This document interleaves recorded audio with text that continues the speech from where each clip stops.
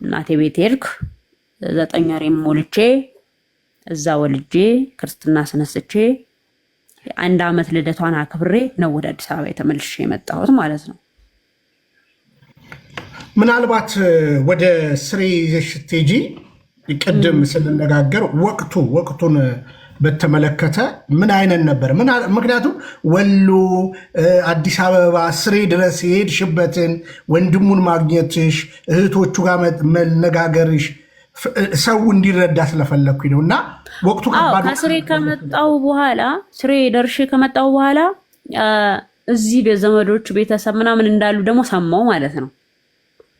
ከዛ ይሄን ሳላረግ እንዳልል ብዬ ቤተሰብ የሱ ቤተሰብ ናቸው የተባሉ በሙሉ እዚህ ራሱ ማለት ነው እጄ ወደ መሳለሚያ ማኔላ አካባቢ ዘመዶች አሉት ተብሎ ወደዛ ሁሉ እጄ አለው እጄ ልጄን ይዤ አብረን ሄደን አይተው ከዛ አንድ ዶክተር እህት አለችው ደወለችላት እና ተይ እንዴት ነሽ አለቻት እና ተይ አምሳያችን ዘራችን ነች ተይ ስትላት ተይ ስሙን እያጠፉ ጥሩ ህይወት ነው ለምን ኖረ ብለው እንደዚህ ብለው ተይ እባክሽን ምናምን ብላ ብዙ ነገር አለች። እኔም ደወልኩላትና ይኸውልሽ ከበለክሽ የኔ ውሸት ከሆነ አሁን እኮ ዘመኑ የረቀቀ ነው፣ ስለዚህ ማስመርመር ይቻላል። አሁን ልትሆኝ ነው የደወልሽው? መጀመሪያ ስሬ እዛ ስም ልታጠፊ ከመሄድሽ በፊት ነበር መደወል ወደዚህ የነበረብሽ ብላ አንቺ ባለጌ አንቺ ምናምን ብላ ሙልጭ አርጋ ሰድባኝ ዘጋችሁ። በቃ ዘጋች። እኔም ዝም አልኩ ማለት ነው። ስለዚህ የቤተሰቦቹ ጋር ሞክረሻል?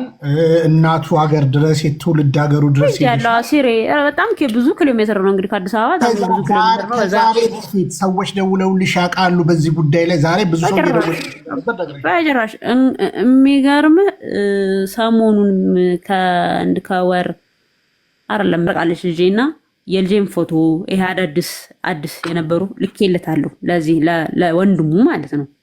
እቻት ልጅክ ምናልባት ወንድምህ ማየት ከፈለገ እዚህ ደርሳለች ብዬ ጽፌለታለሁ። ኢሞ ላይ ማለት ነው ኢሞ ላይ። ከዛ ድሌት አደረገውና ብሎክ አደረገኝ እስካቀርብ ማለት ነው። ስለዚህ እኔ ቤተሰቦቹን በሙሉ አስተዋውቂያለሁ። እህቶቹን በሙሉ ለማግኘት ሞክሬያለሁ። ገበናው እንዲሸፍኑ አድርጌያለሁ። እስከ ጥግ የሱ ዘመድ የሚባሉትን በሙሉ አስተዋውቂያለሁ። አገሩ ድረስ ሄጄ ማለት ነው። እዚህም የሱን እህት ወንድሞች በሙሉ ማናገር ሞክሬያለሁ። ጥሩ ነገር አልመለሱልኝም። እሱም ምን ታመጫለሽ ነው የሚለው። ማን ምን እንደሚያደርግልሽ አያለሁ። ማን ምን እንደሚያመጣ አያለሁ። ምን ታመጫለሽ? ስንት ነው የከፈልሽ የኔን ስም ለማጥፋት ነው ያለኝ።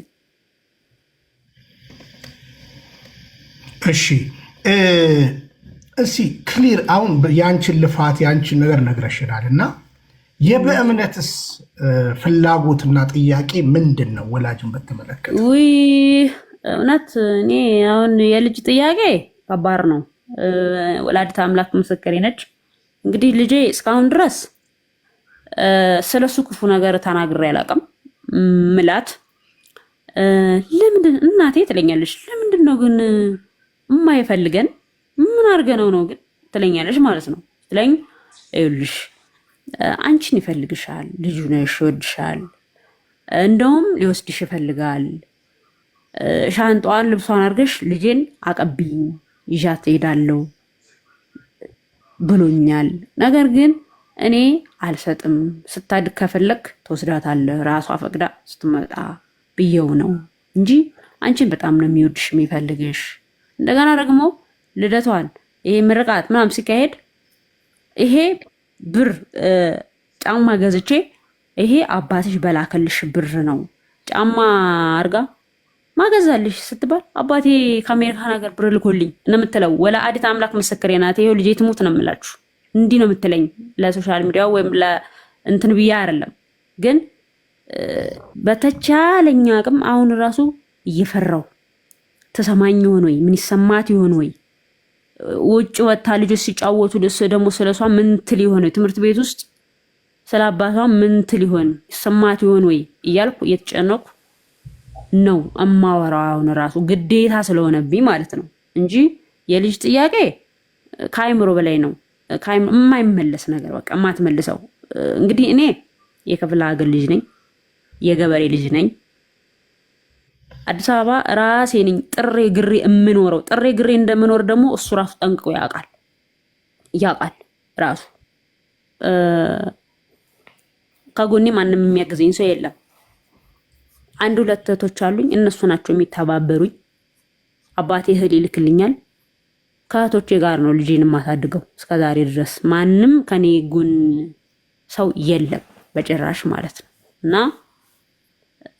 ይሄን ደግሞ በደንብ ያውቃል፣ ምክንያቱም አውርተንበታል፣ በደንብ አውርተናል። ስለኔም ህይወት ስለሱም ህይወት። እንግዲህ የሱ ህይወት ሙሉ ውሸት ነው ማለት ነው። እና ይሄንን ይመስላል ያለው ነገር። ስለዚህ የምፈልገውን እኔም ልጄ አባት ትፈልጋለች። መቼም ይሄ አባትሽ አይሆንም አይባልም ለልጅ አይደለ? ስለዚህ ትንሽ ንግግርን በእርግጥ እኔ አልችልም። ትንሽ ሶሻል ሚዲያውም አዲስ ነኝ፣ ከባድ ነው። እኔም የልጄ ጥያቄ እንድመለስ ፈልጋለሁ፣ ህግ እንዲሰፍን ፈልጋለሁ። አልቅሻለሁ፣ በጣም አልቅሻለሁ። መስቀል ዝና መድኃኒዓለም ገብቼ አልቅሻለሁ፣ ገብርኤል ገብቼ አልቅሻለሁ፣ በጣም አልቅሻለሁ። በጣም ህይወቴ ስብርብር ብሏል። ህይወቴን አበላሽቶብኛል።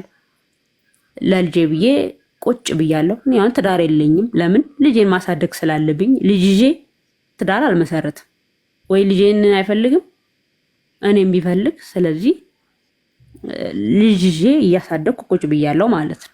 እንደዚህ ነው እያደረግኩ ያለሁት፣ የራሴን ህይወት ረስቼ ትቼ ማለት ነው። እሺ፣ ከልብ እናመሰግናለን ቃልዬ ታችን አይዞሽ። በዚህ አጋጣሚ እንግዲህ አሁን እዚህ ጋር ያላችሁ ወንድሞቼ አባቶቼ ብፁዕነታቸው መልእክት ልከውልኛል። ቤተክርስቲያን የራሷን እርምጃ ትወስዳለች፣ ጉዳዩንም እየተከታተሉ ነው ያሉት። በእርግጠኝነት አፋጣኝ ፈጣን የሆነ መልስ ይሰጣል። ከዛ ውጭ ደግሞ የነዚህ ወንድም እህቶቻችን ጉዳይ ማለት የዮርዲ ልጅ ልጃችን ነው፣ የቃልዬ ልጅ ልጃችን ነች። እነዚህን ደግሞ መሰል ነገሮችን በህግ ሂደት የሚካሄድበት ነገር አለና ምናልባት ወደ ሌላ ቦታ እንዳትሄዱ፣ አባቶቻችን ጋር ደብሩ ጋር እንዳትሄዱ። ምክንያቱም ያ ጉር ያሉ አባት በቃ እየተከታተልኩ ነው። በእርግጠኝነት ነገ የሚሰማ ነገር ይኖራል፣ በእርግጠኝነት ማለት ነው። ስለዚህ ሌላ እንዳትናገሩ፣ እንደዚህ አይወስኑም ምናምን አትበሉ፣ እንታገስ። ነገር ግን አሁን እህታችን ይሄ ነው ግልጽ የሆነ ነገር የተናገረችው። በእውነት ለመናገር እውነትን እውነት ማለት ኃጢአት አይደለም። ትላንትና ሌሎችን ስንናገር እንደነበረ አሁን ደግሞ መቅደስ ውስጥ ያለ እንዲህ አይነት ድርጊት የሚያደርግ ሰው ይውጣና ከመቅደሱ ቃለ እግዚአብሔርን ባይሆን ያልኖረበትን ሆነ የኖረበትን እያስተማረ ክህነቱና መስቀሉ ግን ኖ ሊባል ይገባል። ምክንያቱም እኛ ኦርቶዶክስ ተዋሕዶ ነን። ይሄ ነው እውነታው ማለት ነው። ስለዚህ ለቃልዬ ሀሳብ ያላችሁ እዚህ ያላችሁ ሰዎች ሀሳብ ማቅረብ ትችላላችሁ። እንግዲህ ብዙ አውርተናል። ያለችበትን ፈተና ያለችበትን ነገር ብዙ አውርተናል ከቃልዬ ጋር። እንግዲህ ዞሮ ዞሮ ቀሲስ ይወልዳሉ። እግዚአብሔር የተመሰገነ ይሁን። እኛ ደግሞ እንደ ወንድምና እንደ እህት ከእህቶቻችን ጎን እንቆማለን። እንደ ዜጋ ከእህቶቻችንና ከወንድሞቻችን ጋር ለልጆቻችን የምናደርገው ላይ እንቆማለን ማለት ነው። ምክንያቱም የምንጠይቀው መፍትሄ ነው። ሁለተኛ ደግሞ እንደ ቤተሰብ አብረናት መቆም አለበት። ስለዚህ እዚህ አሁን እንትን መጦ መሄድ ብሎ መሄድ የለም እዚህ ቤት ማለት ነው። እና ይሄንን ነው ምናልባት ቀሲስ ይፍቱኝ ባርኩኝ ብያለው። ሀሳብ ካሉ ለእርሱ እድል ልስጥና ከዛ በኋላ ወደ ሌሎቹ እመጣለሁ። ዶክተርዬም ከስነ ልቦና አንጻር የምትመክራት የምትላት የምትጠይቃት ነገር ካለ ቀሲስ ይቀጥሉ። ሌሎቹ ይቅደሙ። ፍቅረ ኢየሱስና እኔ በኋላ ልናገር ይሆን አይሻልም? እሺ እሺ አባታችን ካሉ ዶክተር እሺ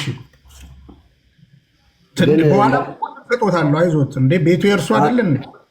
ቃል ኪዳን ግን ቆይ እዚሁ እሺ ማለት ሁለቴ መሰጦታለሁ ይናገሩ ነው እያልኩት ያለሁት አባታችን ነው። አይ አንተ ደግሞ ይሄስ ምኑ ይነገራል? ፍቅረ ኢየሱስ አሁን ይሄ ምን ያጓጓል ብለህ ነው?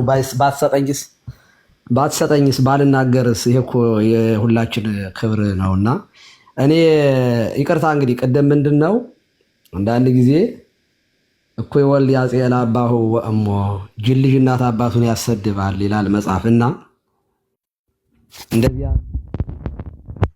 ጅሎች ቤተሰባቸውን ጭምር የሚያሸማቀቅ ስራ የሚሰሩ ሰዎች አትሊስት እንደው ያው ተፈጥሯዊ ነው። ምንድነው ወላጅ ሁልጊዜም ልጇን ትሸፍናለች፣ ይሸፍናል። እህትም ወንድምም ያደላል እና ስጋ በጣም አሸናፊ ስለሆነ ማለት ነው። ከዚህ አንጻር ሊሆን ስለሚችል የሌላ ቤተሰብ ስም አይጠቀስ ያልሁኝ ለዚያ ብዬ ነው እንጂ ዋናው ስላለ እዚሁ ፊት ለፊታችን ስለሆነ ያለው ጉዳዩ ከዚህ አንጻር ነው። እና ፍቅረ ኢየሱስ እንዳወራሃት ባለፈው እዚህ አንተ ቤት መጥቼ ስናወራ ወንድሟ መጥቶ አልነበረ? እና ወንድሟ ጻፈልኝ፣ በውስጥ ጽፎልኝ ስለነበረ ስልኳን ሰጠኝ አውሯት ብሎ ብዙ ያው ላከልኝ ፎቶ ምናምን የልጅቷም የህፃኗንም ጭምርና አይቼ ስለነበረ እኔ ደግሞ እንዳጋጣሚ ዛሬ ነው የደወልኩላት ጠዋት ላይ ያው አንተ ጋር እንዳወራችሁም ነግራኛለች። በጣም የገረመኝ አሁን እውነት ኤቪደንስ እኔ አልፈልግም። ጠዋት አንደኛ ፎቶዋን እንደው አንድ ፌስቡክ ላይ ያጋራሁት ነገር አለ። ለምንድን ነው ግን የስርቆት ልጅ እናቱን የማይመስል ብዬ በውስጤ በጣም እየሳኩኝ ማለት ነው። በጣም ምክንያቱም በቃ እኔ በጣም ይገርመኛል እግዚአብሔር ምን አይነት አምላክ እንደሆነ እውነት ዳኝነቱ በጣም እንግዲህ እናት ልጇን መካድ አትችልም። እናት መካድ አትችልም። ወንድ ነው ሊክድ የሚችለው። እናት አምጣ ፀንሳ ስለሆነ የምትወልደው ለምን ነጭ አትወልድም? አሁን ጥቁር ሆና ነጭ ብትወልድ ራሱ በቃ ከነጭ ወለደችው ነው እንጂ እናቱ አይደለችም ይባላል። እና እናት እናቱን አይመስልም ልጅ በቃ ከተሰረቀ ኮፒ አባቱን ነው የሚመስለው። እንዲሁ ሴትም ትሁን ወንድም ይሁን እና እያስተያየሁ ነበር ፎቶ የዛኛውንም የወንዱን ልጅም አሁን እቺ ህፃኗ ልጅ ራሱ እያስተያየሁ ስለነበረ አንደኛ በሱ ነው። ሁለተኛ አሁን ቃል በምትናገረው ነገር ጠዋት ላይ ያወራችኝ ፍሪኩዌንትሊ በቃ ምንም ዝንፍ ሳይል ነው ያወራችው። እንግዲህ የውሸት ቢሆን ኖሮ አንዳንዴ የሆነ ቅጥፈት ምናምን ሲሆን አዎ ተመልከቷት፣ እቺ ቆንጆዬ ልጅ ናት። በማርያም እንዴት እንደምታምር በጣም ቆንጆዬ ልጅ እንደው በቃ ይበቃታል። ተዋት። እንደው እግዚአብሔር ያሳድግሽ፣ የኔ እናት ያሳድግሽ፣ እድሜ ከጤና ጋር ይስጥሽ፣ ዘመንሽ ለበረከት ይሆን። ባለፈው የወርዲንም ብያታለሁኝ፣ ቃልንም በዚህ አጋጣሚ እምልሽ በቃ ይቺ ድንቅ የእግዚአብሔር ስጦታሽ ናት። በጣም ደስ ሊልሽ ይገባል። ኦኬ በጣም በጣም በጣም ምክንያቱም ልጅ ናት፣ የእግዚአብሔር ስጦታ፣ ሰው ማይሰራት፣ ሰው ማያበጃት፣ ማንም ሊሰጥሽ የማይችል የዓለም ቢሊዮነሮች ሊሰጡሽ የማይችሉሽ ድንቅ ስጦታሽ ናት። ምናልባት ይችን ልጅ ባታገኛት ኖሮ ዊ ዶንት ኖ አናውቅም፣ ወይ ያለ ትዳር ወይ ያለ ልጅ ዝም ብለሽ ልትቀሪም ትችያለሽ፣ አይታወቅም። ቆንጆም ስለሆንሽ እንደው በጣም ትሁትም ስለሆንሽ አይደለም። ትዳር ከእግዚአብሔር የሚሰጥ ነገር ነው። አንዳንዶቹ ግን እንደዚሁ ደጅ የሚጸኑ ስላሉ ማለት ነው።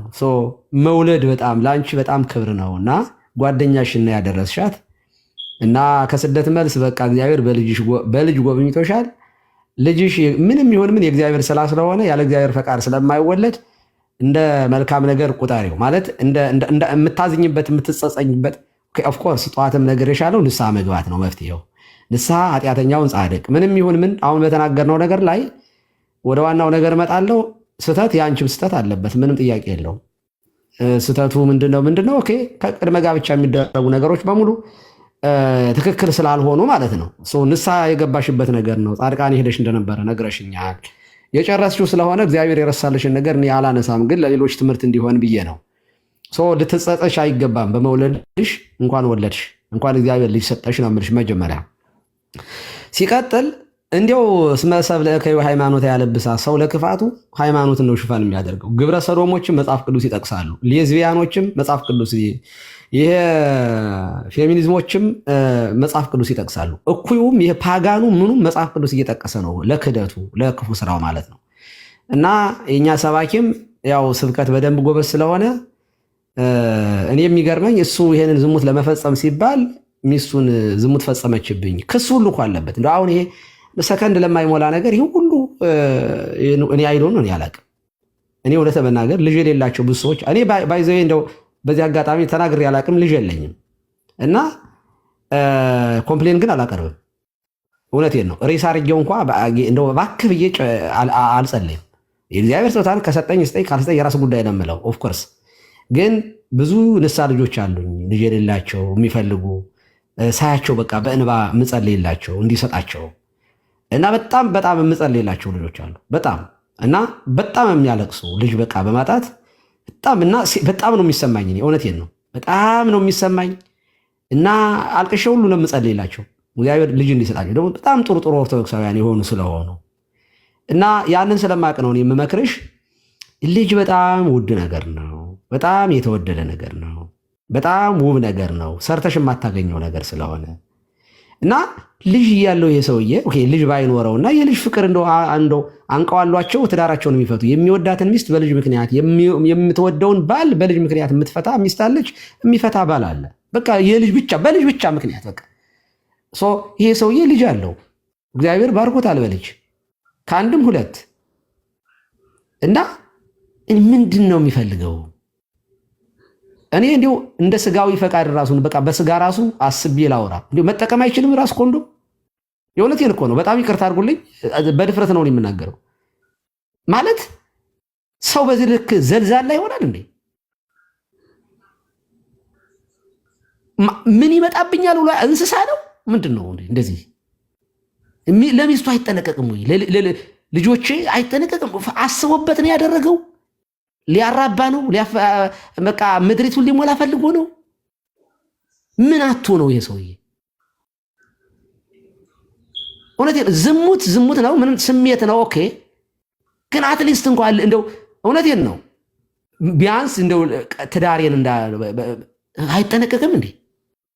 እኔ አሁን በምንም አይነት ከዝሙትነቱ ምንም የሚያደርግ ዝሙት ነው። ግን አለ የለ በስጋ እንደው ቢያንስ ሌላ ነገር ላለ እሷንም ልጅቷንም እኔ ይችል ልጅ ትዳር አለው ልጆች አሉት። ልብ አድርጉ። ይችል ልጅ ለምንድን ነው ያለ ትዳር ማስቀራት? ልጅ ከወለደች ማለት እኮ ታሰረች ማለት። ሴት ልጅ ከወለደች በኋላ የመፈለግ ዕድሏ በጣም ከባድ ነው። ቅድም ስትናገር ነበር። የልጅቷን ህይወት መበከል ለምንድን ነው የሚፈልገው? በቀል ነው ምንድን ነው? አሁን ይሄ ምንድን ነው የምንለው? እግዚአብሔር ምን ያውቀው? ምንድን ነው ፍላጎቱ? አንድ ጊዜ ተሳስቷል። ከዚያ በፊት የ16 ዓመት ልጅ አለው። ከ8 ዓመት በኋላ ሌላ ስህተት ውስጥ ሲገባ ይሄ ሰውዬ እንስሳ ነው? በሬ ነው?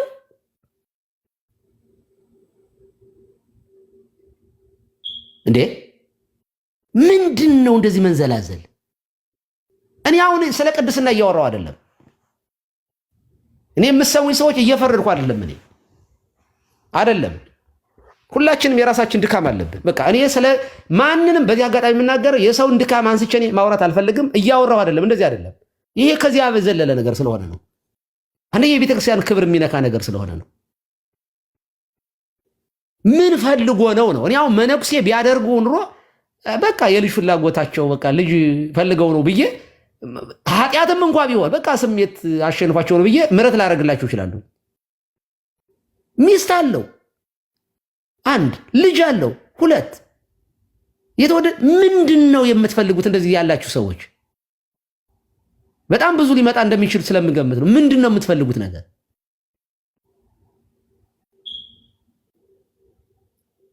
እንዴ ኦኬ ምንድን ነው? እኔ አይ ዶንት ኖ። እኔ ለምን ዝሙት ትፈጽማላችሁ እኮ አይደለም ይሄ እኮ ጥያቄው፣ ከዚያ በላይ ነው እኮ ይሄ እኮ።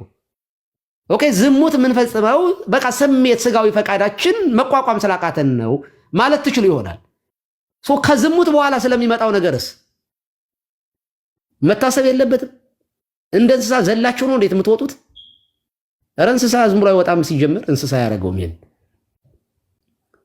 እና ይሄ ትክክል አይደለም።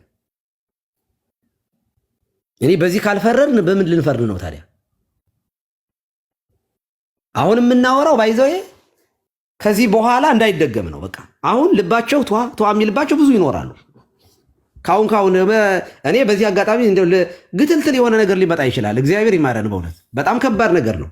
አሁን ደግሞ ሌላም እኔ አሁን ስጠረጥር ሌላ ሁሉ ሊመጣ ይችላል። መቼም አንድ ቀን ከአንዷ ጋር አድሮ አንድ ልጅ፣ አንድ ቀን ከአንዷ ጋር አድሮ አንድ ልጅ እንዲያው ብቻ አይመስለኝም።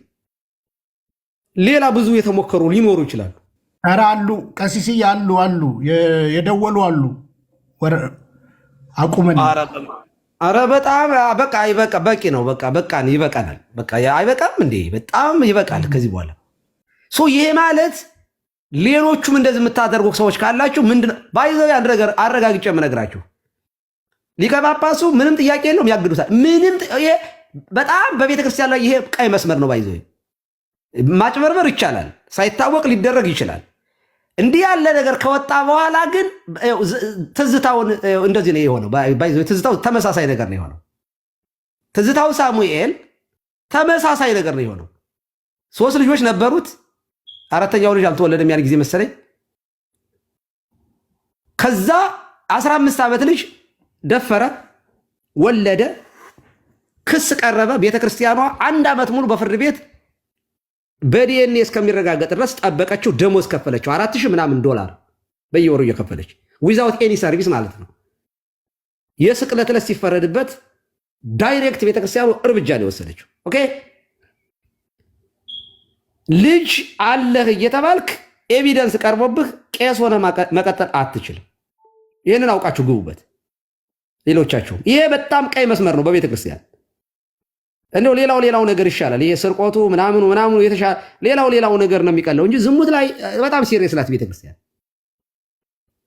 የተገለጠ ነገር ስለሆነ ለሰውየው ብቻ አይደለም ለምዕመናንም መሰናክል ስለሚሆን ጥያቄ የለውም። ቤተክርስቲያኗ እርምጃ ትወስዳለች። አንደኛው የሚያሳስበኝ ይሄ ሰውዬ እንዴት ይቀጥል ይሆን የሚለው ነው። አሁን የሚያስጨንቀው እሱ ነው።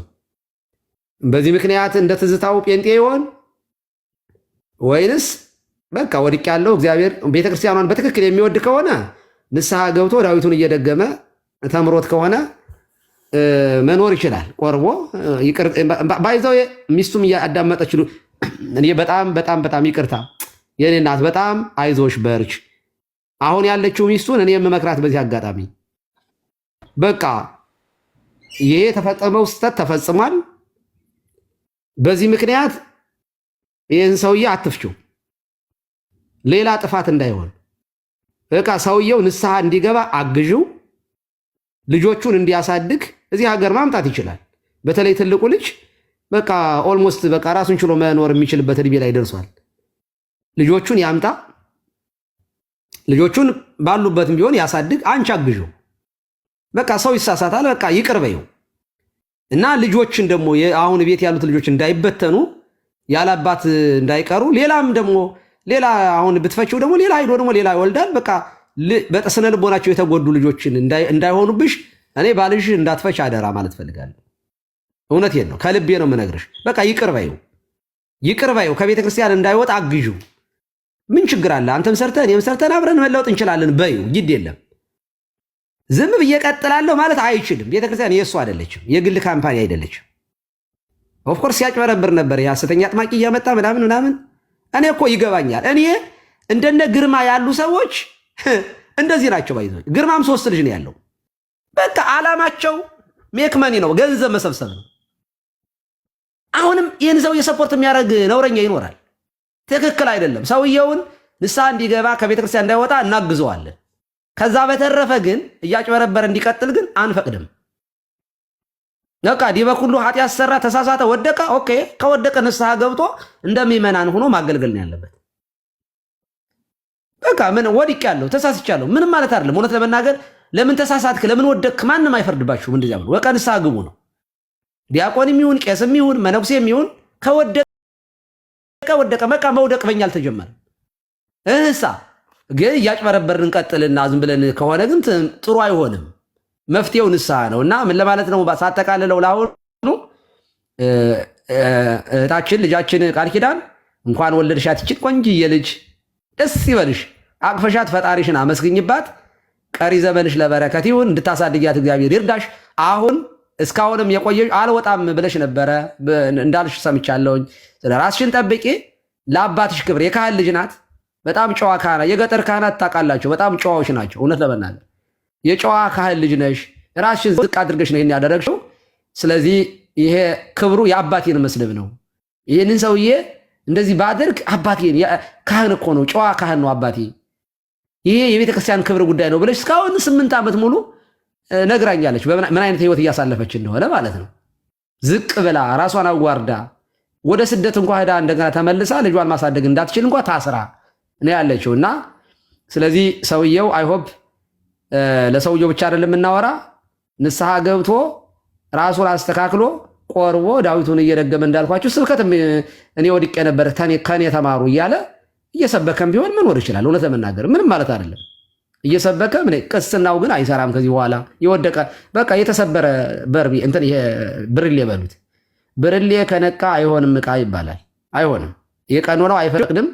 ስለዚህ ልጆቹን ግን ማሳደግ፣ በእውነት ለመናገር ማሳደግ ልጅ ብርቅ ነው። እኔ ልንገርህ፣ እንዲያው አንተ ሰውዬ ስምህን አልጠራውም፣ እኔ በልጆች ስትል ለልጆች እቤትህ ላሉ ልጆች ስትል ግፍ በልጆች ላይ እንዳትፈጽም።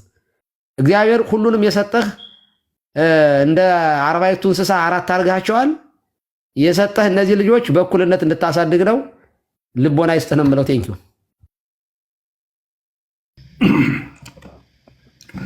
ቃልዮት ያሰማልን ቀሲስ፣ ቃልዮት ያሰማልን። እንግዲህ ሁላችሁም ሰው ላይ ልንፈርድ አይደለም። ቤተክርስቲያን ግን ቤተክርስቲያን ነች። መጽሐፍ ቅዱስ ላይ በእናንተ መካከል ዝሙት እንዳለ ይሰማል። እኔ አይደለሁም ያልኩት፣ ሐዋርያ ቅዱስ ጳውሎስ ነው። ለዛውም በዓለም የሌለ ብሎ ከእንጀራ እናቱ ጋር የሚተኛ ብሎ ሁሉ ያነሳው ነገር አለ። ለሱ ፍርድ ሰጠ። ቤተክርስቲያን በአንድ ሰው አትወከልም መቼም ማለት ነው። ስለዚህ ወንድማችን አባታችን ቀሲስ ደበበ አሁንም ለሌላ ነገር አይደለም። እነዚህ ሰዎች ወደዚህ እንዲወጥ የወጡት ማን ነው 8 ዓመት የሚታገሰው? ምናልባት ማን ነው 8 ዓመት የሚታገሰው? ማን ነው 16 ዓመት የሚታገሰው? እዚህ ያላችሁም ሰዎች ማን ናችሁ የምትታገሱት? በነገራችን ላይ ማን ነው ከመውለድ ጋር 9 ዓመት የሚታገሰው? ማን ነው 10 ምናምን ዓመት የ16 ዓመት ልጅ ለአገልግሎት ሄዳ ስትደፈር ማን ነው ከዛ በኋላ ተደፍራ አምቃ የምትይዝ? ስለሆነም ወደ አደባባይ ወጣ። እኛ ደግሞ ዝም ብንል ነውር ነው። በነገራችን እውነተኝነትም ከኛ ጋር የለም ነው የሚባለው በነገራችን። ስለዚህ ለእውነት ቁሙ ነው እያለን ያለ ነው። ቃልዬም ያለችበት ነገር በጣም ከባድ ነው። ዮርዲም ትላንትና እንግዲህ በዚህ አጋጣሚ ያለችበት ነገር ከባድ ነው። ስለዚህ ዮርዲም መርዳት አለብን ብለን ተነስተናል ትላንትና። እነዚህ ጀግና ሴቶችን ማለት ነው፣ ጀግና ሴቶች። ስለዚህ ትላንትና ወደ $1,700 አካባቢ ሰብስበናል። ዮርዲ ምናልባት ቃል ከተገባው $1,000 ውጭ የኢትዮጵያ ንግድ ባንክ ደግሞ የገባውን እሷ ታውቀዋለች ማለት ነው። ሌሎች ወንድሞችም ይህን ትቀጥላላችሁ። ቃልዬም እህታችን ነች፣ በእምነትም ደግሞ ልጃችን ነች። ስለዚህ ሁላችንም እህት ያለው እናት ያለው ሴት ልጅ ያለው በኋላ አብረናቸው እንቆማለን። አሁንም እውነት ለመናገር በፍቅራችሁን ግለጡላቸው፣ በስጦታ በመስጠት እዚህ ላይ አበባ፣ የልብ ቅር፣ አይዞ አበረታቷቸው እና ይሄ ይሁን። አሁንም ደግሞ የምናገረው አባቶች እያዩን ነው። እርግጠኛ ቤተክርስቲያን በዚህ አትደራደርም። ከተገለጠ በቃ ውሳኔ ነው እና ይህን እንጠብቃለን። ዶክተርዬ አለህ? ዶክተርዬ አለህ? አለሁኝ ቤኒ። ክቡር አባታችን መላከ ገነት እንዴት አሉ? ቀሲስ ሊበኩሉ ይፍቱኝ፣ ባርኩኝ፣ ቃለ ሕይወት ያሰማልን። እግዚአብሔር ይፍታ፣ እግዚአብሔር ይባርክ። አሜን። ያ እንግዲህ አሜን። አባታችን የተነሳው ሀሳብ ኢምፖርታንት የሆነ ነገር ነው። ያው ማስተዋል የሚጠይቅ ነገር ነው። እንግዲህ እኔ ብዙ ኮንሰርን የሚያደርገኝ ያው ዞሮ ዞሮ እነዚህ ሁለት እህቶቻችን በደረሰባቸው ጉዳት የሆነው ነገር እንዳለ ሆኖ አሁን ዞሮ ዞሮ ከሁለቱም መንፈስ እንደምረዳው ልጆቻቸው አባታቸውን ማግኘት እንደሚፈልጉ ነው። ያው ዞሮ ዞሮ ግን እነሱ የሚያውቁት እውነት ቢኖርም ሌገሊ የታወቀ የተረጋገጠ ወይም ሕግ ላይ ያለ ነገር ስለሌለ ሁልጊዜም ሪኮመንድ የማደርገው መቶ በመቶ የተጠቀሱት አባት ልጆቻቸው መሆኑን ማረጋገጥ የሚቻለው በዲኤንኤ ስለሆነ እሳቸው አምነው አዎ ልጆቼ ናቸው ብለው ካልተቀበሉ በቀር ለማረጋገጥ እሱ ቢደረግ ከዛ በኋላ ከዚህ በፊትም ብያለው አንደኛ ለእሳቸውን ፌርነስ ማለት ነው ሁለቱንም ወገን ማየት የግድ ስለሆነ የእህቶቻችንን ታሪክ ሰላምን ቀርቼ አይደለም እንደሁላችሁም በምቀበልበት መጠንና ደረጃ ነው የምቀበላለሁ። ግን አውቶ ፌርነስ ለፌርነስ ከዚህ በኋላ እርምጃ ለሚወስዱትም አካሎች መነሻ እንዲሆን ሌገሊም ሪፐርከሽን እንዳይኖረው እና ሙሉ ለሙሉ ለመዝጋት የዲኤንኤው ጉዳይ አማራጭ የሌለው ነገር ነው። ከዛ ውጭ ግን አሁን 1.2 ኬ ሰው እዚህ ይታየኛል። አብዛኛው ሰው ለወሬ ነው የመጣው። እውነቱን እንነጋገር፣ ለወሬ ነው የመጣው። ለቁም ነገር ነው ብዬ አልወስደውም። ምን ተባለ፣ ምን እየተሰማ ነው፣ ምን ተደረገ የሚለውን ለማየት ነው። መልካም ነው። ግን አሁን በተለይ የህፃናት ልጆች ፒክቸር እንደዚሁም ምስሎች ምናምን ኢንቮልቭድ ስለሆነ እንደ ባለሙያ ኮንሰርን ያደርገኛል። የእነዚህ ልጆች ከሳይኮሎጂ ላይ ጥሎት የሚሄደው ጠባሳ እንዳይኖር። ምክንያቱም ትንንሽ ልጆች ናቸው፣ ምንም አይሆኑም፣ አፌክትድ አይሆኑም ምናምን ልንል እንችላለን።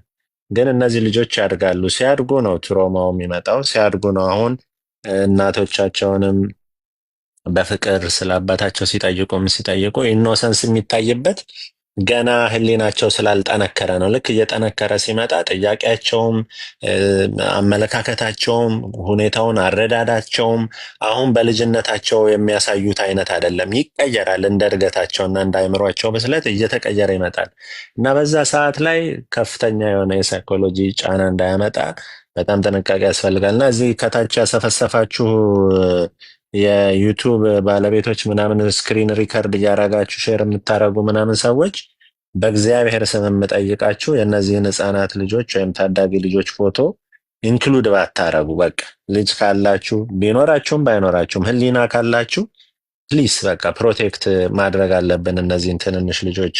ለእኛ ጀስት ወሬ ነው።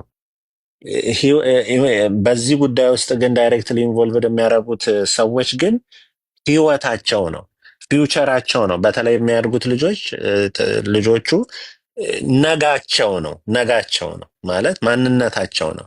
ስለዚህ በጣም ከፍተኛ ጥንቃቄ ስለሚያስፈልግ ፕሊስ በእግዚአብሔር ስም ጠይቃችኋለሁ። እርግጠኛ ነኝ ከ1.2 ሰው ምናምን ውስጥ ለንግድ የመጣችሁ ሰዎች ትኖራላችሁ። አሁን ስክሪን ሪከርድ እያረጋችሁ እየቆራረጣችሁ እየከሸናችሁ የምትለጥፉ ወንጌል ስናስተምር አትመጡም። የጤና ነገር ስናስተምር አትመጡም። የቤተ ክርስቲያንን የሚጠቅም ብዙ ኢምፖርታንት ቶፒክ ስናነሳ አትመጡም። ይሄም አንዱ ነው።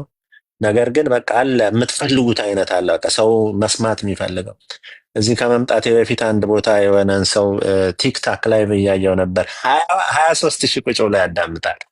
23 ሺህ ምናልባት አይታችሁት ከሆነ እህትና ወንድም ተጣሉ ተብሎ ነው መካከለኛ ምስራቅ ያሉ ሰዎች እና ልፍ ስል 23 ሺህ ሰው ቁጭ ብሎ ስክሪንሻት አድርጌ ላኩለት ሰው አለ እንዲያየው እና ማህበረሰቡ እንደዚህ አይነት ቦታ ላይ ነው የሚገኘው እና ዊ ዶንት ኬር ለልጆቹ ለቤተሰቦቹ ማለቴ ለእናቶቻቸው ለሳይኮሎጂያቸው ብዙ ሰው ርኅራኄ የለውም እና ፖስት የምታደረጉ ሰዎች ፕሊስ ቢያንስ የእነዚህን ህፃናቶች ፒክቸር ኢንክሉድ እንዳታረጉ በእግዚአብሔር ስም ለምናችኋለሁ።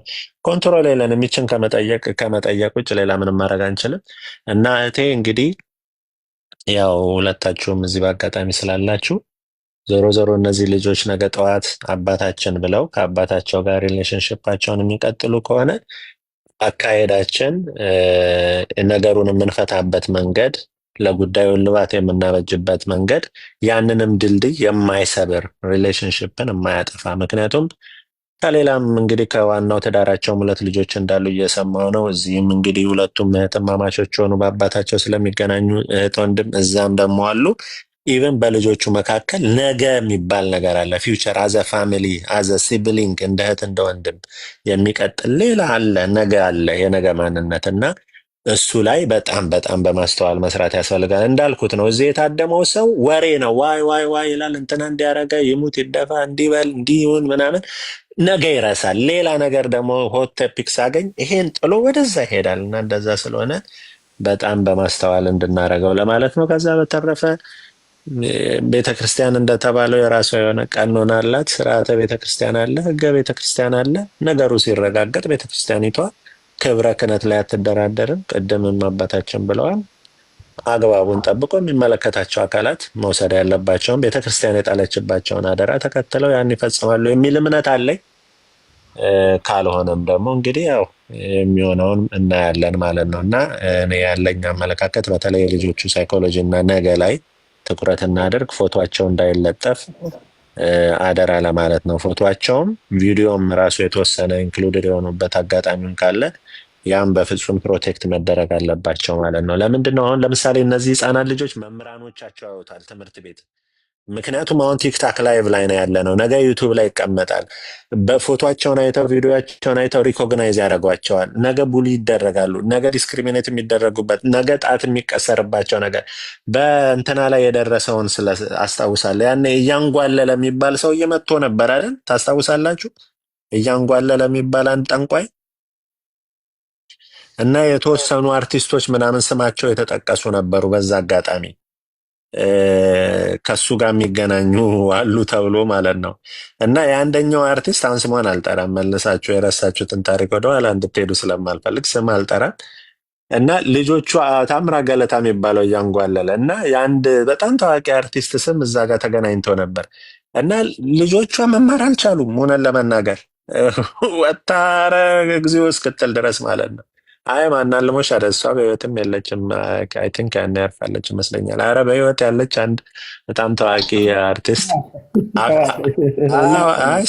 አደለስ እና ስሟን እኔ እኮ ስሟን እኮ አውቀዋለሁ፣ አውቄ ነው የማልናገረው። ይመራመሩ ወዳቸውን የሚቆረጣቸው ብዬ ነው። እና ልጆቹ መውጫ መግቢያ ያጥተዋል። ዩሲ ያኔ እንደውም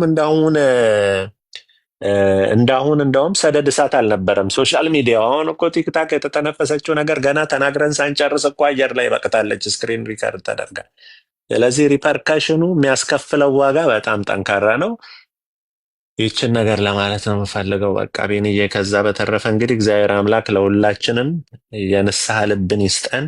ምክንያቱም በእግዚአብሔር ፊት ሁላችንም ብንለካ፣ በፊቱ ብንቆም ማንም በንጹህ ማንነት አንገቱን ቀና አድርጎ የሚቆም ያለ አይመስለኝም፣ እኔንም ጨምሮ።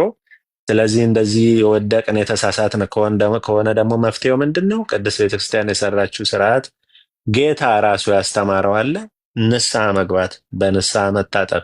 ለዛ ግን የተዘጋጀ ልብ ያስፈልጋል። ተነሳሂ የሆነ ልቡን ለይቅርታ ለጸጸት የተዘጋጀ ልብ ያስፈልጋል። ለሁላችንም የሚጸጸት ለንስሐ የተዘጋጀ ልብ ይስጠን ለማለት ነው። አመሰግናለሁ። ቃሌት ያሰማልን ዶክተር። እንግዲህ ዶክተር ያለው ነገር ገዢ ሀሳብ ነው።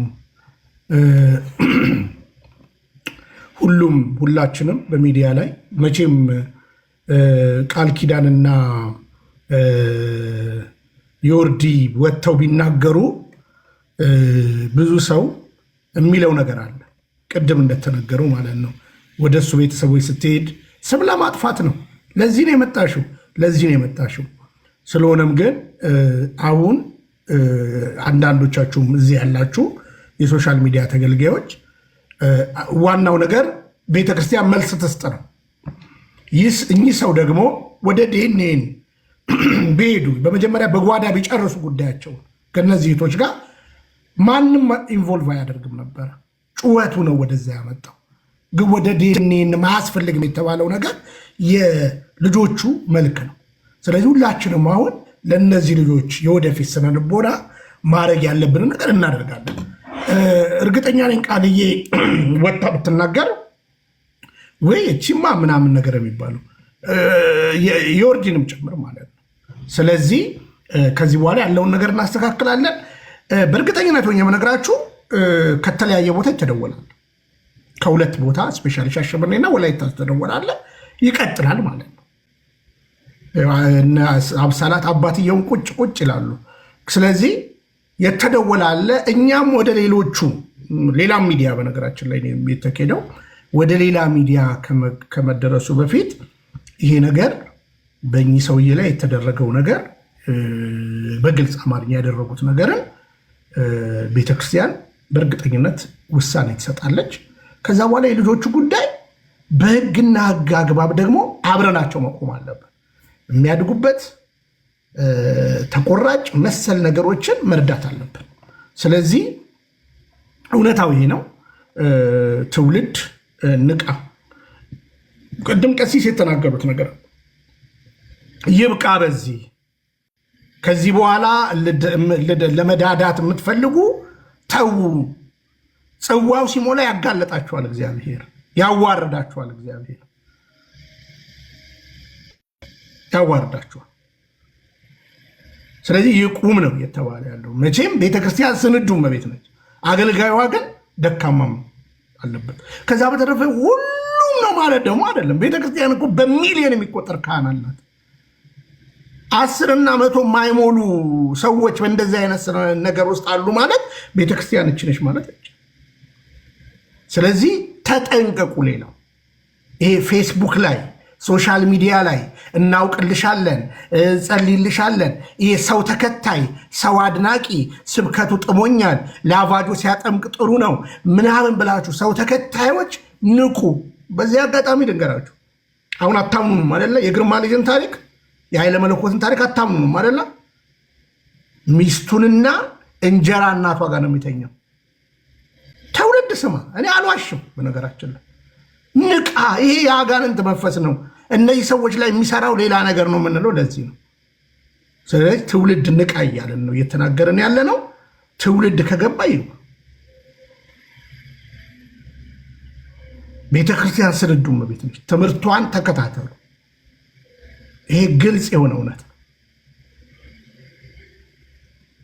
አጥማቂ ነን ብሎ ከአንተ ጋር ይሄ ደግሞ ህልም እፈታለሁ የሚለው ጋር ንቃ ወዳጄ፣ አትጃጃል እያልኩ ነው።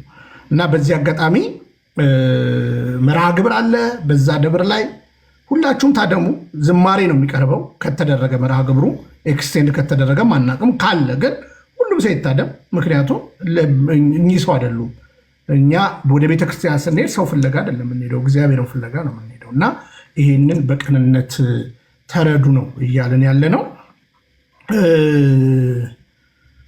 ምናልባት መምህር ሚካኤል ሀሳብ ይችሩና ከዛ ወንድማችን መምህር ፋሲካውም አሉ።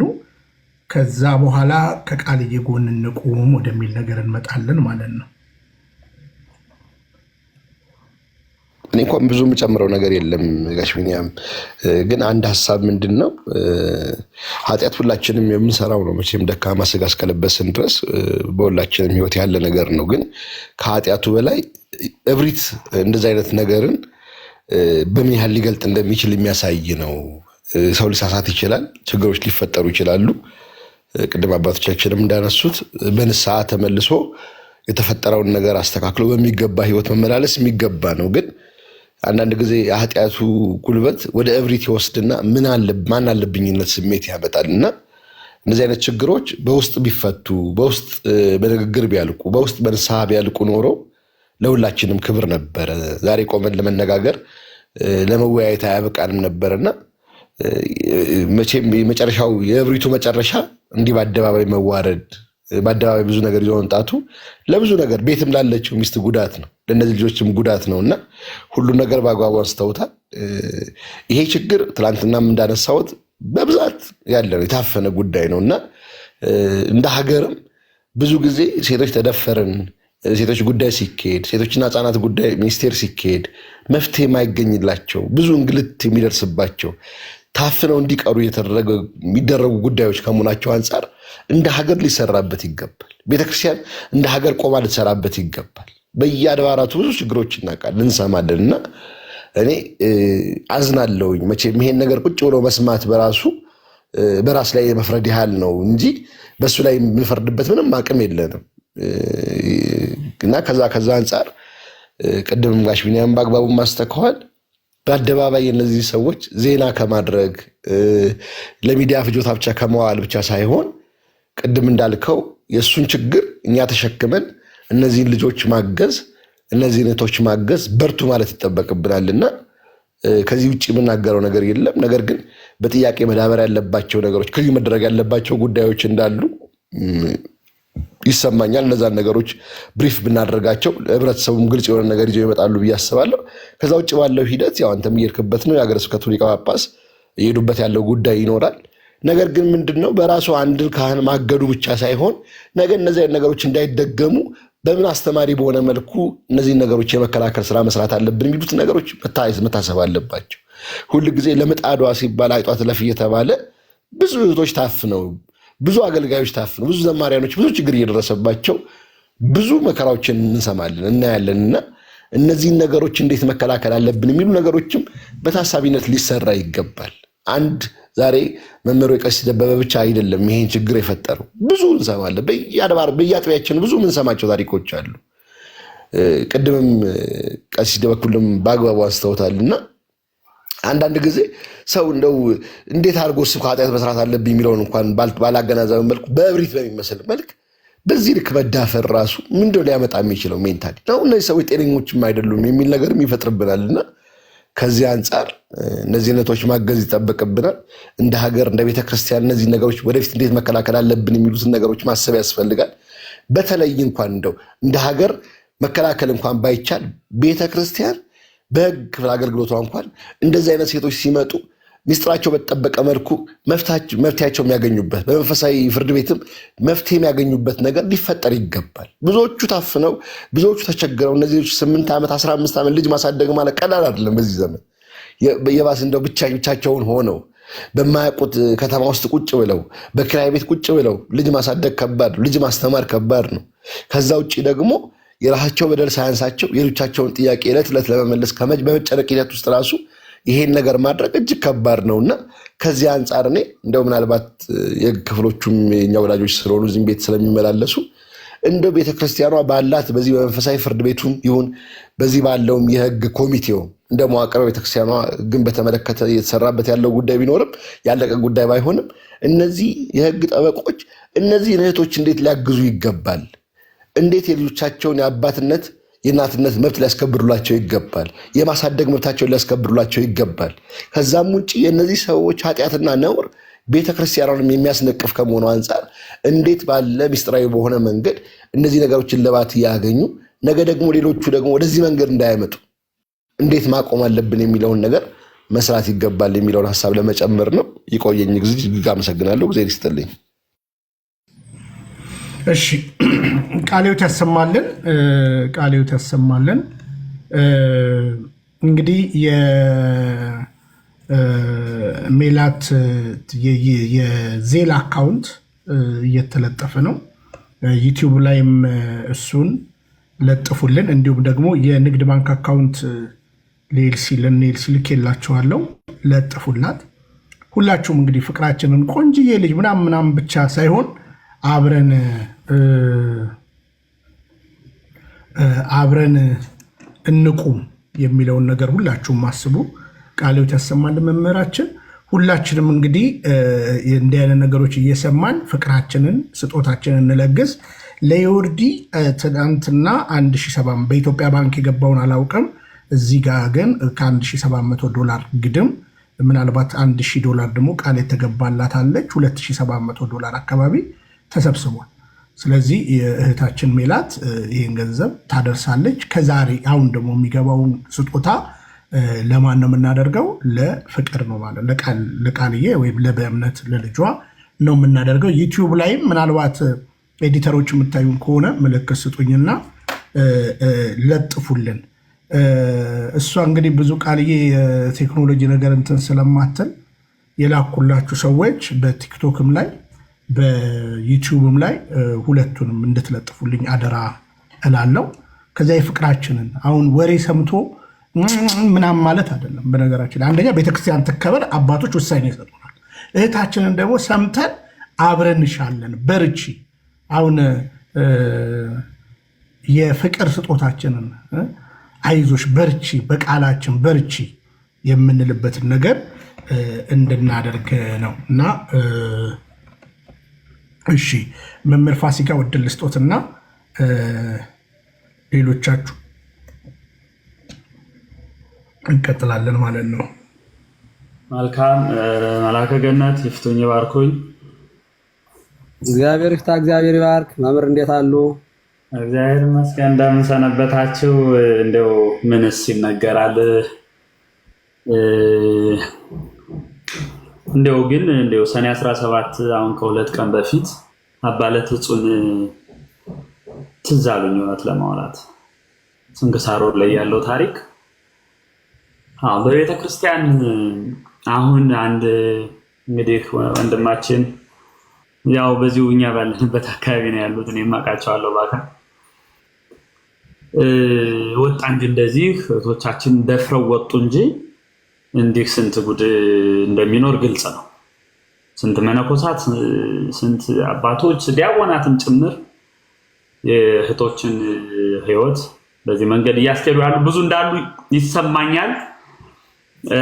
አራት ነገሮችን ብቻ ላንሳም። አንደኛው ይህ ነገር አሁን ሲነሳ በኢትዮጵያ ቤተክርስቲያን እንዲህ ቄሶች እንዲያረጉ ምናምን የሚል ትውልድ ይኖር ይሆናል። ቤተክርስቲያን ከሌላው የሚለያት ነገር ስላለ አሁን ከፕሮቴስታንቱም ከምንም የሚለያት ነገር ስላለ በደንብ መታወቅ ያለበት የራሷ የሆነ ቀኖና አላት፣ ክህነትን የምትዳኝበት። ምሳሌ በፕሮቴስታንቱ ዓለም ብንሄድ ስንቱ ፓስተር ከስንት ልጅ አለው ቢኒም ታግዘኛለህ፣ ስንቱና ስንቱ ግን እነሱ ጠያቂ የላቸው። ቤተክርስቲያን ግን ጠያቂ ስላለ ነው። ቤተክርስቲያን ጠያቂ ስላለ እንደፈለጉ የሚኮንባት ቤት ስላልሆነች ክህነት ዝም ብሎ ክህነት ተይዞ እንደፈለገ መሆን ስለማይቻል የክህነት ጉዳይ ስለሆነ የክህነት ጉዳይ እንዲቀልድ ስላልሆነ ማለት ነው፣ ዋጋ የተከፈለበት ስለሆነ አባቶቻችን ክህነትን በዚሁ አጋጣሚ ክህነትን ጠብቆ ለማኖር አባቶቻችን እኮ ስንት ዘመናትን እኮ ከግብፅ ቤተክርስቲያን ስናመጣ እንደነበር ስንት ጳጳሳትን እያመጣን ክህነትን የእነ ጴጥሮስን ክህነት ጠብቀን እንደኖርን እኮ ማወቅ አለብን። እና የቤተ ክርስቲያኗ የክህነት ጉዳይ ቀላል ስላልሆነ ነው። ይህንን እንዲያው መያዝ አለብን። ሁለተኛው ይህ ጉዳይ ዕቅበተ እምነት እንደሆነ ይሰማኛል። የዕቅበተ እምነት ስራ ነው። በቤተ ክርስቲያኗ ውስጥ እንደዚህ አይነት ጉዳዮች የሚታዩበት የራሱ የሆነ መንገድ ሊኖር ይገባል። አሁንም እነ ቢኒ የምታደርጉት ሁላችንም ማድረግ ያለብን ነው። በቤተ ክርስቲያን እንደ ኃጢአት ንስሐ ገብተው እንግዲህ እንደተባለው እግዚአብሔርን ምሕረት ይቅርታ ጠይቀው ጸንተው በቤተ ክርስቲያን እንደሚኖሩ ተስፋ አለን። ግን የክህነት ጉዳዩ ላይ የዕቅበተ እምነት ጉዳይ ስለሆነ በአፋጣኝ እኔ እንደውም እዚሁ አካባቢ ብዙ ነገር እያየው ነው። የሚገርማችሁ ብዙ ሰው ይደውልናል። ዲኤምቢ አካባቢ ወደ እኔ ፐርሰናሊ ብዙ ሰው እየደወለ ነበር። አንሄድም እዚህ ቤተክርስቲያን የሚል ሁሉ አለ። ከዚህ ዝማሬ አንሄድም የሚል አለ። አሁን የተዘጋጀ ዝማሬ አለ። ቤተክርስቲያኗን ከግለሰብ መለየት እንዳለብን ይሰማኛል። ምንድነው ይሄን የምለው? የፈለገ ኃጢአተኛ ሆኖ ገብቶ ቢቀድስ ሰውየው የሚጠየቅበት እግዚአብሔር የሚዳኝበት መንገድ አለው። እሱ ኃጢአተኛ ሆኖ ገብቶ ስለቀደሰ ስጋው ደግሞ አይረክስም፣ ቤተክርስቲያን አትረክስም። ኃጢአቱ እጥፍ ድርብ ሆኖ ይጨመራል እሱ ላይ። ቅዳሴው የሚለው እንደዛ ነው። ቅዳሴ ማርያም ትርጓሜው ላይ በደንብ ስለተቀመጠ እና ቤተክርስቲያን እንትና ስላለ ነው እንዲህ ስላለ ነው አንሄድም በዚህ ቤተክርስቲያን እንኳን አንሄድም የሚባል ነገር እንዳይመጣ። ቤተክርስቲያን ሁልጊዜም ቅድስት ናት። ቤተክርስቲያን ሁልጊዜም ከግለሰቦች በላይ ናት። ይህንን እንደውም በደንብ መያዝ አለብን ብዬ አስባለሁ። ከዛ ውጭ እንደው ቢኒ በደንብ እንደው እንደዚህ አይነት ጉዳይ ያላቸው ልጆች እናንተ ጋር አሁንም በደንብ ቢያወሩ፣ በዚህ በመምህር ጉዳይ ብቻ ሳይሆን ከዚህ በፊት አስታውሳለሁ ባህር ዳር አካባቢ አንድ መነኮስ እንደዚህ አይነት ጉዳይ ተነስቶ ብዙ ቤተክርስቲያናችን ስንት ስትባል እንደነበር ያገኘ ሁሉ እንዲህ ሲዘልፋት እንደነበር ነው። እንደዚህ አይነት ጉዳዮች መሄድ ባለበት ልክ መሄድ አለበት።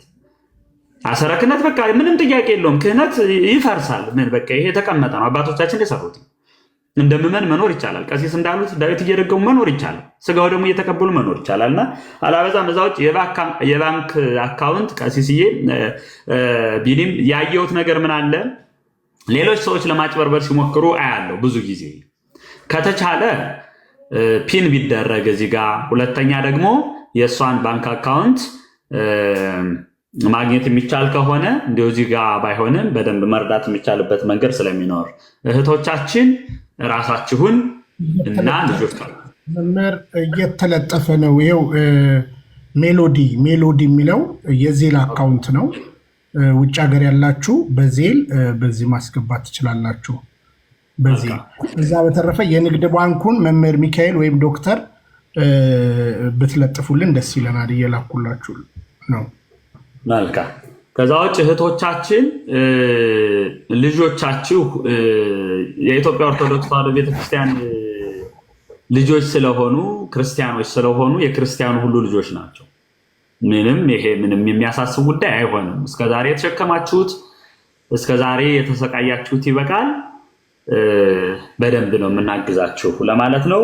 ግን ራሳችሁን ልጆቻችሁን ጠብቁ፣ ከበፊቱ በተለይ ለምን ብዙ ነገሮች ይኖራሉ ብዬ ስለማስብ ነው። ዲኤንኤ ቴስቱ እንደተባለው እንዲያው ማገዝ ያለብን ነገር ካለ እናግዛለን። ያው በዲኤንኤ ቴስትም በዚሁ አጋጣሚ ባህር ዳር ላይ በነበረው ነገር እንትኑ ስለነበረኝ በደንብ መረጃው ስለነበረ ዲኤንኤ ቴስት ይጭበረበራል።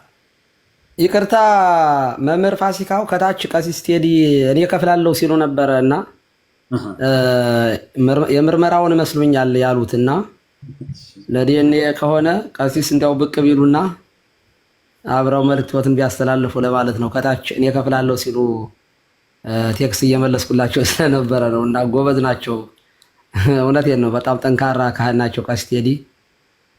እኔ ጋር ደግሞ በጣም አብረን እንማራለን። በጣም ጎበዝ ታታሪ ካህን አገልጋይ ናቸው እና ይህንን አብሬ ላጠናክር ብዬ ነው። መልካም።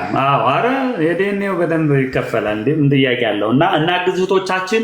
አሁንም ከዚህ ጋር ለእህታችን ለቃል ኪዳን ወይም በእምነት ለልጃችን ሁላችንም የቻልነውን እናድርግ።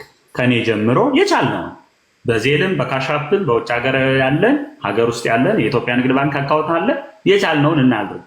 እስከዛሬ የተሰቃዩት እስከዛሬ የተቀበሉት ዋጋ የከፈሉት ዋጋ በቂ ነው፣ እናግዛቸው ለማለት ነው።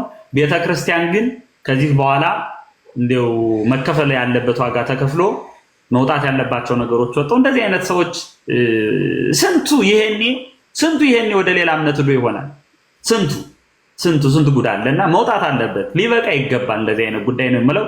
አመሰግናለሁ ቢኒ። እሺ ቃልዮት ያሰማልን መምህር ፋሲካው። ዩቲዩብ ላይ ያላችሁ እንግዲህ 656 ሰዎች ትታዩኛላችሁ። ለቃልዬ መምህር ሚካኤልም ከቻሉ በዩቲዩብም ላይ ሄደው እባክህ ለጥፍልኝ፣ መኖርህን የማያየው ነው፣ እባክህ ለጥፍልኝ፣ አይታይም፣ ዩቲዩብ ላይ አልለጠፍክልኝም። ኦኬ ይኸው አይታይም እኮ ልክ እኮ አይደለም። እንዴት ብሎ እንደመጣ መልሰው ቼክ አድርገው አባቴ። እሺ አብረናት እንቆማለን። አሁን ረዥም ሰዓት ስለምናወራ በኋላ እሺ ቴንኪው። አሁን አንተ ጥሩ ሰው ነህ፣ በእውነት ጥሩ ሰው ነህ። እሺ ሮማንን መርዳት ለምትፈልጉ ሮማን ፋንታዬን መርዳት የምትፈልጉ ከላይ ያለው የማሌት ሁሉ ዕቃ ዜሏ ነው። ከታች ደግሞ የንግድ ባንክ አካውንት ነው።